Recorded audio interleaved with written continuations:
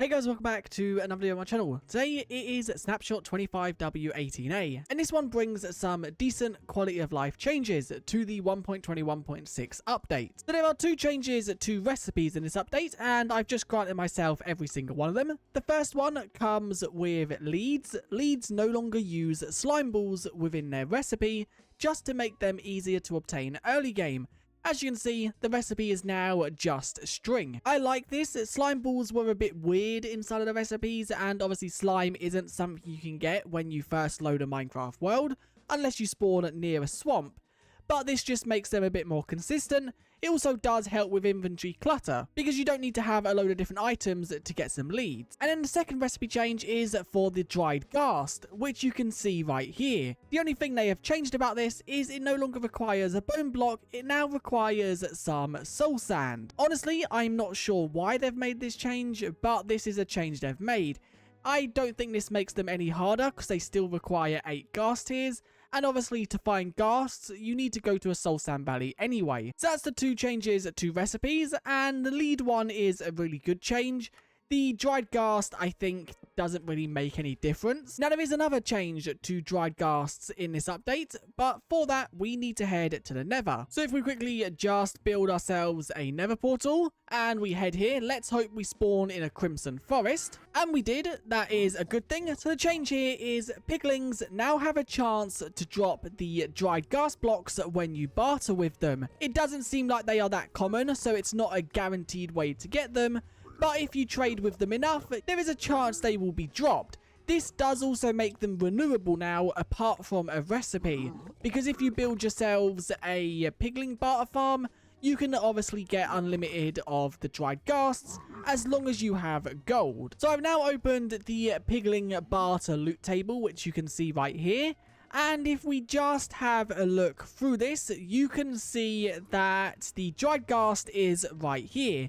You will only ever get one per trade, so you will not get multiple. And it seems like the weight for the dried ghast is 10, which is the same rarity as ender pearls. I honestly really like this change, and I did make a video a few weeks ago talking about the possibility of having piglins barter the dried ghasts. It's kind of weird to have the recipe as well as them being obtained from piglins, but I guess they want to keep the recipe for whatever reason. And for anyone who is lore related in Minecraft, this adds a little bit more to them as well, because you guys can now create ideas for why piglins have dried ghast blocks. But anyway, let's head back to the overworld for the next change. And the next change is with splash potions. They have made changes to how these grant effects. Before this update, they would grant the effect based on the player's hitbox, but it would only calculate their head. Now it calculates the potion hitbox compared to the player's. So this potion is for 5 minutes, and you can see I only got 1.5 minutes there, and that was because the potion landed quite far from my hitbox. If I was to quickly just clear the effect and I was to throw it at my feet, you can see it grants me the full 5 minutes. Once again, if I was to clear it and throw it up at my head, you can see once again it grants the full 5 minutes. But if I was to throw it far away from me, that was a bit too far. You can see it slowly decreases until it goes to 0. This is a really good change, because before it would calculate based on the player's head hitbox, it now just calculates on the potion hitbox as well as the players. This does also mean that if you have a load of mobs that are together, as long as they are close to the thrown hitbox, they will now always get the full effect. So for example, if I was to throw it in here, it would hit every single husk hitbox. So that means every single husk would have the full 5 minutes. And this also would work for multiplayer servers where all the players group up. They just have to be close to the hitbox of the thrown potion. Now, also in this update, every single mob inside of the game has got some new entity data.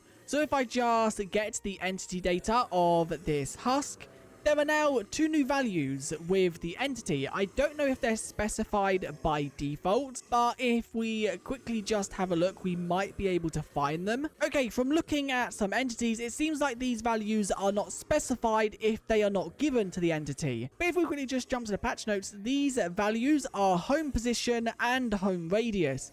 And you can see they are now applied to all mobs. And you can see mobs with set home positions will limit their pathfinding to stay within the indicated area. So for example, if they have a home position of 0, 0, 0, they would stay within a radius of 0, 0. And you can also set the radius. This is how far they can wander away from that radius. So for example, if the radius was 16, they wouldn't be able to go no further than 16 blocks away from their home position. But you can also see some mobs like bats, slimes, magma cubes, phantoms, and ender dragons may ignore this. So basically, the home position won't work on these mobs. And interacting with leads or riding mobs may change their home position. They have also updated the followable friendly mobs in this update just to add the happy ghast to this. So this now means that ghasts, I believe, can follow happy ghasts, but also you can see the list of mobs they can follow right here. And then also within this update, the data pack version is 75 and the resource pack version is 59.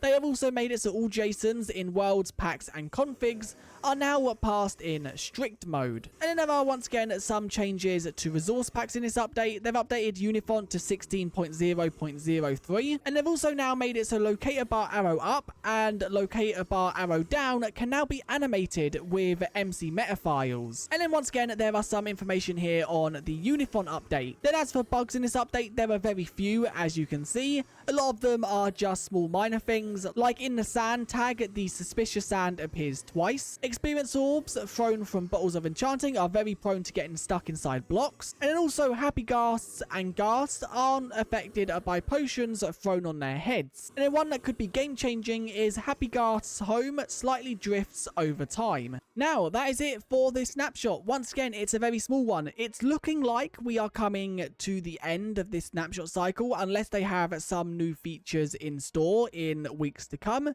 But it seems like they are getting to the polishing part. So we'll just have to wait to see what else they have in store for this update. Now, as for the changes in this update, I think the changes are pretty cool. They are just quality of life. The lead recipe changes are awesome for early game. They don't really mean anything late game because slime, once again, is something that a lot of people have and can be easily farmed. Dried ghast being obtainable from Piglin Barter, I think is a really good change and I like that. And also the potion hitbox changes I think are awesome, especially for multiplayer, where a lot more players can make the use of potions. And also the home position for entities is going to be really good for map makers because you can make entities now technically guard certain areas. So for example, if I wanted this cow to have a home position of this block right here, that is something I can do. And then I can also set the home radius so it don't explore too far away from this block. And it does also say this affects all mobs, so you could also do it with things like piglings, if you want piglings to guard a certain area, or even pillagers. But anyway, that is it for this video. If you enjoyed, do like and subscribe, and let me know what you guys thought of this snapshot in the comments. Hopefully we are not at the end of this snapshot cycle just yet, and we do have some more hidden features they will release soon.